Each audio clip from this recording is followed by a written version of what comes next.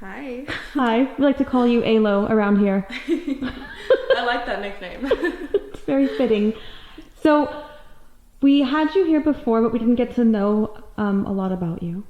So I kind of want to take us back to like when you were in high school. Okay. I was definitely the bad influence. I was definitely like kind of an aggressive person in all senses of the word. I mean, sexually, even kind of physically. I mean, I was in sports. I was a competitive cheerleader, which is like a completely different.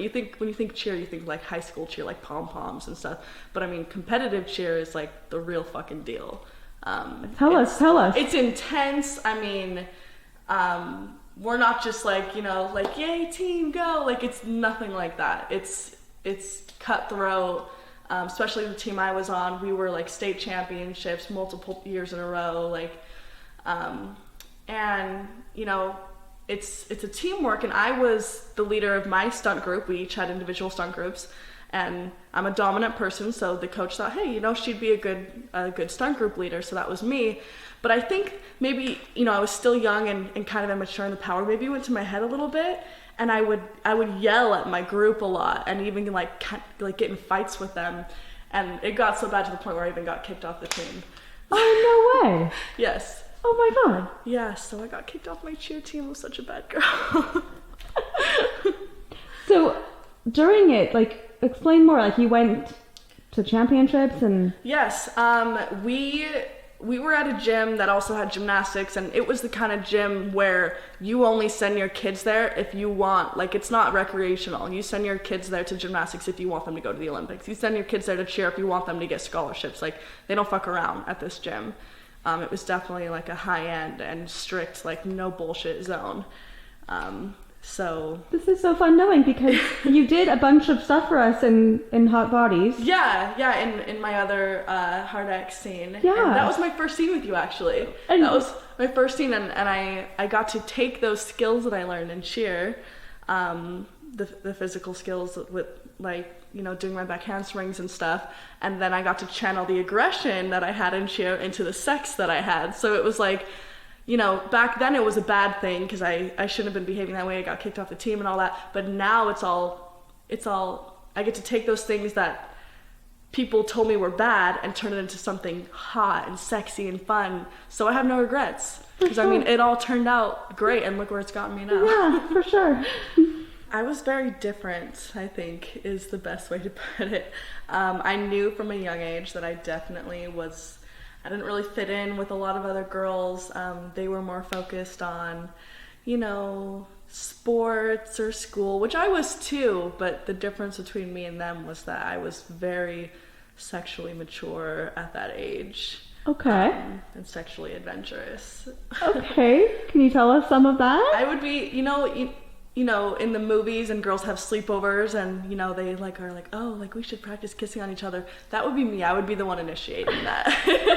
With the girls? Yeah, I'm the girl at the sleepover who's like, let's play spin the bottle. Let's play truth or dare. Oh my gosh. I was a bad example. All the parents hated me, and hasn't really changed. That's fun. Okay. How about with boys? Were you... I loved boys and I loved girls, all throughout high school, obviously. And I think I really gravitated, since I considered myself to be pretty experienced. I mean, even if I hadn't been with a lot of people, I felt confident. So to kind of challenge myself, it's too easy to go hook up with people that are like slutty too.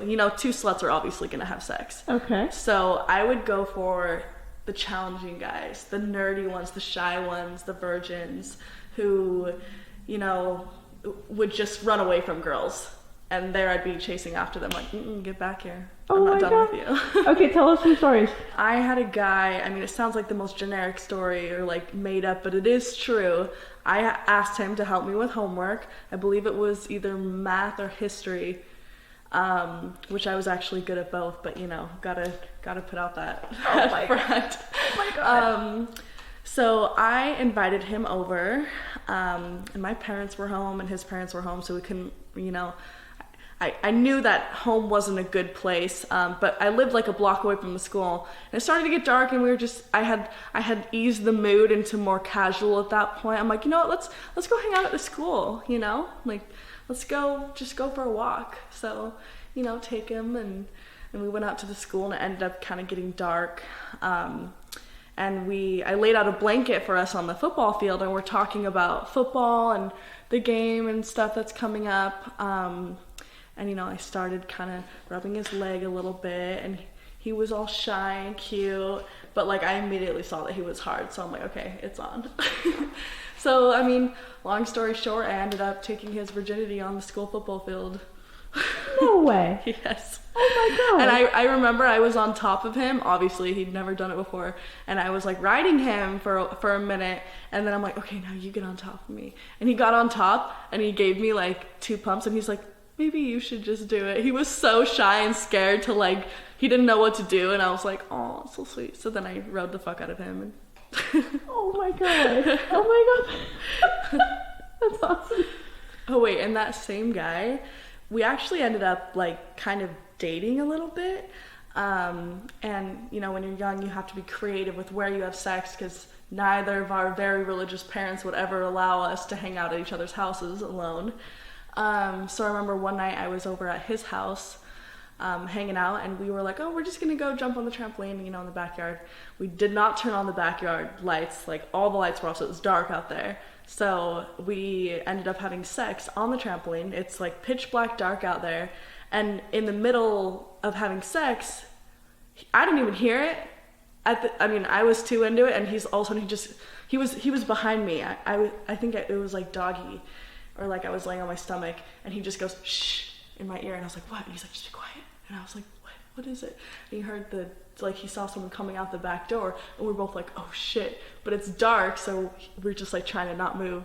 I think he was like still in me even, and we just like lay down on the trampoline. We're just like holding still, and it was his sister. His younger sister had come out, and she sat on the edge of the trampoline. She was just like on her phone, and we're just like sitting there like waiting for her to leave. And she never saw She you? didn't even see us, no. And you know, now that we're all adults, and we're still good friends, and we told her about that, and she was like, ew, no, like she was so grossed out. I'm like, well, you didn't see us, so. So you're very creative. You were very creative back then. I mean, like, you gotta do what you gotta do. It was, you know, like I said, you gotta be creative with spaces. So like backyard, a lot of outside sex, which I secretly kind of miss. I feel like I need to get back into that. I need to pretend like houses are off limits, because that forces you to be creative. Cars, backyards, garages, you know, parks at night, which actually is very illegal, so maybe not, but and football fields. Football fields, and yeah. You were a naughty girl. Oh yeah. Yep. Still are. Still are, yeah.